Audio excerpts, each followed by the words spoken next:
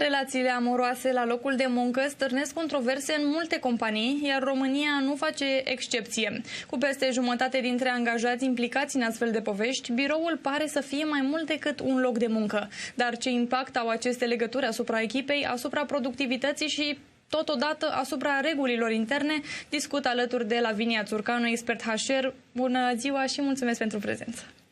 Bună ziua și mulțumesc și eu și la mulți ani! La mulți ani! Haideți să vedem. Sunt relațiile la birou benefice sau, mai bine spus, dăunătoare pentru întreaga echipă?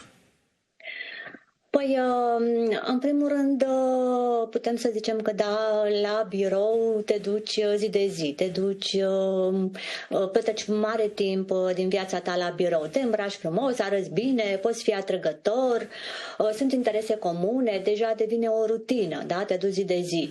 Și, într-adevăr, pot duce la anumite relații complexe, mai ales dacă implică sentimente romantice.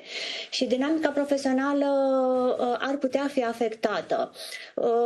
Dacă sunt beneficii sau dacă sunt dezavantaje, rămâne de văzut. Pot fi și beneficii, pot fi și dezavantaje.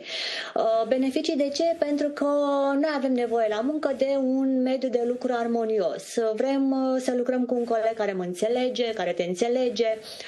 Relațiile între colegi să fie armonioase, să existe comunicare, să existe înțelegere și bineînțeles că relațiile bune între colegi pot stimula creativitatea și facilitează comunicarea, colaborarea între noi. Dar pot fi și dezavantaje. Dezavantajele pot veni în momentul în care o astfel de relație îți afectează munca, poți fi distras de la ceea ce ai de făcut și mai mult de atât pot exista posibile favorizări, da? Să favorizezi o anumită persoană că îți place mai mult de ea sau să excluzi o altă persoană și atunci poate să influențeze chiar și evaluarea performanței. Pot fi favoritisme între angajați și bineînțeles că duce la o modificare a dinamicii echipei.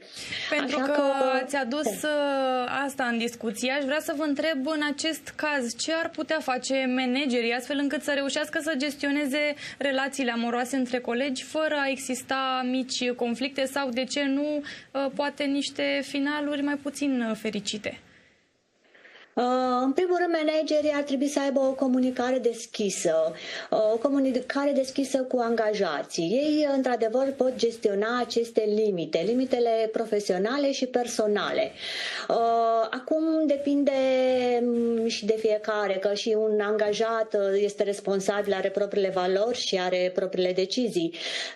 Este responsabil de propriile decizii, dar managerii chiar sunt foarte importanți pentru că ei ar trebui să încurajeze la locul de muncă performanța și să se asigure că relațiile nu le influențează calitatea muncii. Da, să dezvolte un mediu de lucru sănătos, să încurajeze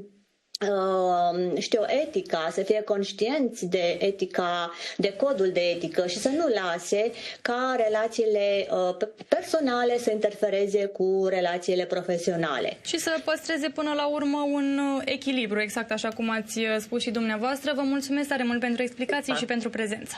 Mulțumesc și eu.